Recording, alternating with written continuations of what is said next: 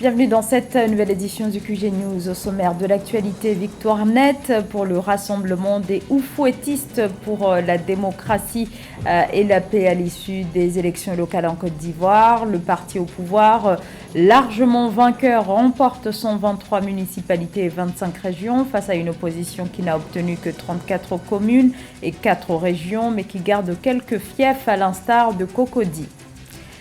Des centres de formation qui mettent l'accent sur l'enseignement de l'agrobusiness. Le Fonds international de développement agricole participe au financement de centres spécialisés dans ce domaine de l'agrobusiness qui est plus en adéquation avec les réalités du marché du travail.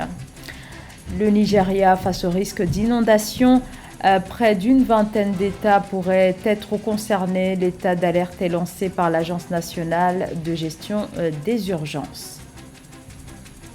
Le RHDP remporte une victoire écrasante aux élections locales en Côte d'Ivoire. Selon les résultats compilés de 30 régions sur 31 et 199 communes sur 201, le parti du chef de l'État, Alassane Ouattara, est sorti vainqueur dans 123 communes et 25 régions, selon les résultats de la commission électorale. Quant aux deux principales formations d'opposition, le PDCI et le PPACI, qui s'étaient alliés dans de nombreuses localités, elles décrochent 34 communes et 4 régions à l'issue donc de ces élections municipales et régionales, scrutin à valeur de test à 2 ans de l'élection présidentielle. Ces élections locales doivent donc permettre de faire un état des lieux du rapport de force entre pouvoir et opposition. L'opposition qui, face à la victoire écrasante aux élections locales du parti du président Alassane Ouattara, conserve quand même quelques bastions comme celui de Cocody. Marcel Kouassi. Jean-Marc Yassé, candidat du PDCI RDA, réélu maire de Cocody, commune du district d'Abidjan, avec 42,61% des voix, prévoit pour son plan quinquennal d'améliorer la qualité de vie des populations, notamment le renforcement de l'offre de santé. Nous avons axé la santé d'abord pour nos populations.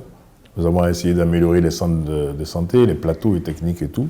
Nous allons continuer l'amélioration de ces plateaux techniques, la formation aussi de nos médecins et de nos infirmiers, et augmenter les centres de santé d'abord dans toute la commune. Nous avons certes, nous sommes venus trouver 4 centres de santé, nous sommes passés à 7 centres de santé, et je pense que plus nous mettrons des centres de santé efficaces et assez pointus au niveau de nos différents quartiers dans la commune, je pense que nos administrés seront quand même bien servis. Le maire réélu entend également renforcer ses actions dans plusieurs domaines, notamment la digitalisation des services municipaux dans cette commune de près de 700 000 habitants, selon les chiffres officiels. Nous sommes en train de créer une décentralisation au niveau d'Abata, Faya, pour pouvoir rapprocher l'administration de nos populations, d'ouvrir un centre aussi au niveau de Plateau d'Ocuy. Mais en plus de ça, nous allons digitaliser le tout, c'est-à-dire que vous serez à la maison, vous pourrez commander vos extraits de naissance, vos certificats à partir de la maison, et dès que vous venez, vous ne faites que payer. Donc on est en train de digitaliser le tout. Vous allez voir qu'il y a une amélioration qui est en train de se mettre au niveau de la commune. L'aménagement des voiries, la lutte contre les nuisances sonores, la mise en place de mesures de prévention contre les inondations sont autant de défis auquel devra faire face le nouveau conseil municipal de la commune de Cocody pour ces 5 prochaines années. Deuxième jour du sommet africain sur le climat à Nairobi, au Kenya. Une vingtaine de chefs d'État et de gouvernement, des acteurs de la société civile et des organisations internationales prennent part à ce premier sommet africain sur le climat. Les discussions portent sur les défis posés par le changement climatique. L'objectif de cette rencontre et de parvenir à une feuille de route commune à 3 mois de l'ouverture de la COP28. Mildred Diamou. Le climat est en débat ce 4 septembre à Nairobi au Kenya, dans le cadre du sommet africain sur le climat organisé par le gouvernement kényan et l'Union africaine. Chefs d'État et de gouvernement africains, aux représentants des Nations Unies, institutions multilatérales de développement, organisations du secteur privé, financier et experts de l'environnement sont en discussion jusqu'au 6 septembre 2023 autour du thème « Favoriser la croissance verte et les solutions de financement climatique pour l'Afrique et le monde ». Il sera question de promouvoir des alternatives vertes, des mesures de prévention et d'adaptation face aux effets néfastes du changement climatique, tels que la sécheresse, les inondations, entre autres. Depuis 1961, l'Afrique a connu une réduction d'un tiers de sa production agricole en raison du changement climatique, un rappel de l'urgence de l'adaptation. En nous appuyant sur la richesse des connaissances autochtones, nous pouvons faire évoluer, améliorer et même monétiser nos systèmes agricoles. Cela nous permet de libérer l'énorme potentiel de nos terres agricoles qui représentent les 2/3 des terres arables incultes et sous-utilisées de la planète. Les besoins de l'Afrique en matière de financement climatique et de croissance verte restent considérablement élevés. Selon les estimations de la Banque africaine de développement, l'Afrique aura besoin en moyenne d'un financement climatique cumulé de 2 700 milliards de dollars d'ici 2030, soit 252,4 milliards de dollars par an. Les pays du continent ne reçoivent à ce jour qu'environ 28 milliards de dollars par an pour leurs besoins d'adaptation climatique. Les flux de financement climatique privé vers le continent devront également augmenter jusqu'à 36% par an pour combler le déficit de financement climatique estimé d'ici 2030. The fundamental driver of success for African green transition. Le moteur fondamental du succès de la transition verte en Afrique sera la disponibilité des ressources pour les investissements, et cela passe par le renforcement de la capacité des pays africains à mobiliser leurs propres ressources nationales. Je crois que nous pouvons le faire en Afrique. Nous avons les ressources. Nous pouvons commencer à allouer ces ressources à l'agenda environnemental lors de l'établissement de nos budgets nationaux. L'Afrique reste le continent le plus vulnérable aux risques climatiques, bien qu'il contribue à moins de 3% au réchauffement climatique. Les travaux de Nairobi vont déboucher sur des moyens d'accroître les investissements climatiques pour renforcer l'adaptation et la résilience, d'augmenter la contribution du secteur privé dans les flux de financement climatique vers l'Afrique, de promouvoir des sources énergétiques propres en vue de relever les défis climatiques urgents auxquels l'Afrique est confrontée. Sommet auquel prend part le secrétaire général de l'ONU, Antonio Guterres, qui a lancé un appel visant à faire du continent africain une superpuissance des énergies renouvelables, bien que l'Afrique ne contribue qu'à 2 à 3% des émissions mondiales de gaz à effet de serre. Elle souffre de manière disproportionnée du changement climatique, un continent paralysé par le manque de financement. Malgré sa richesse en ressources naturelles, seulement 3% des investissements énergétiques dans le monde sont réalisés sur le continent, ce qui l'empêche de prendre le virage vers les énergies renouvelables.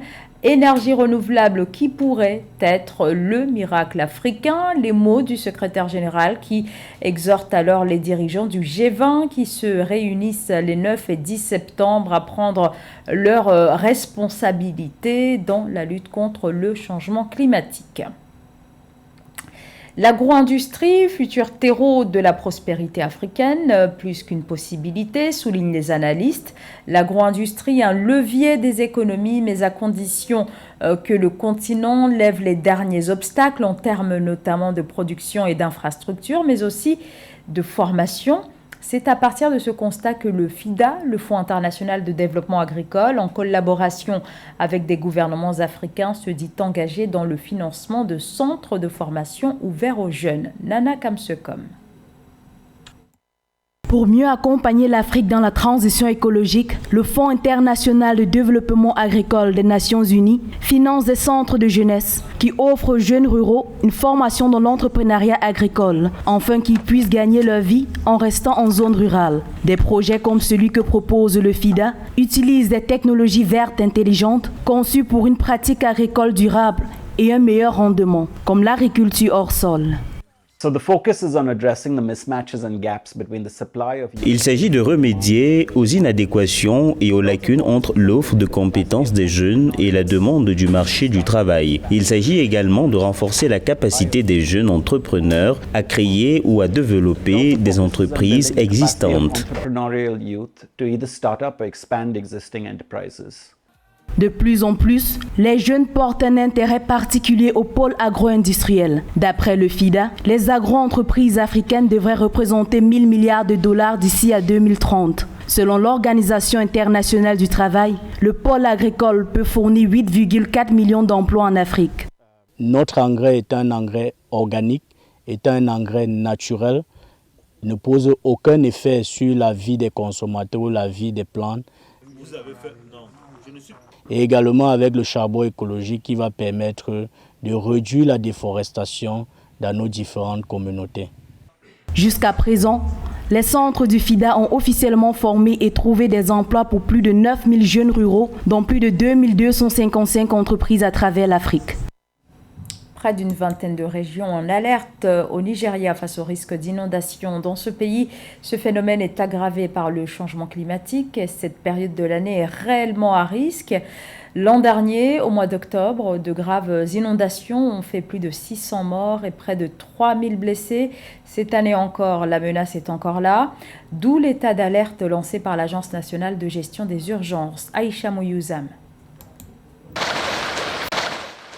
Après les inondations de l'année dernière qui ont touché plus de 4 millions de personnes et détruit plus de 350 000 maisons, l'Agence nationale de gestion des urgences dresse la carte des zones à risque et tire la sonnette d'alarme. 19 États et 56 communautés à travers le Nigeria risquent de connaître de fortes pluies qui pourraient entraîner des inondations au cours des mois restants de l'année 2023. Les États côtiers comme Bayelsa et Delta, ainsi que la ville très peuplée de Lagos, devraient être particulièrement exposés à la menace. Pour enrayer les inondations imminentes, les autorités locales insistent sur la nécessité d'actions proactives et des mesures correctives. Nous opérons dans de nombreuses communautés depuis 4-5-7 ans.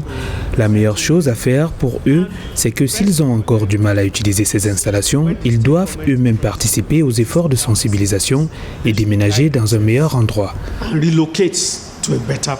Les préventions de l'Agence de gestion des urgences indiquent que le risque d'inondation est dû à l'élévation attendue du niveau de mer et des raz-de-marée, le rejet des eaux des barrages des pays voisins, l'insuffisance des infrastructures préventives ainsi que l'action humaine. Les autorités compétentes appellent le gouvernement à prendre des mesures pour atténuer l'impact des inondations dans les États à haut risque.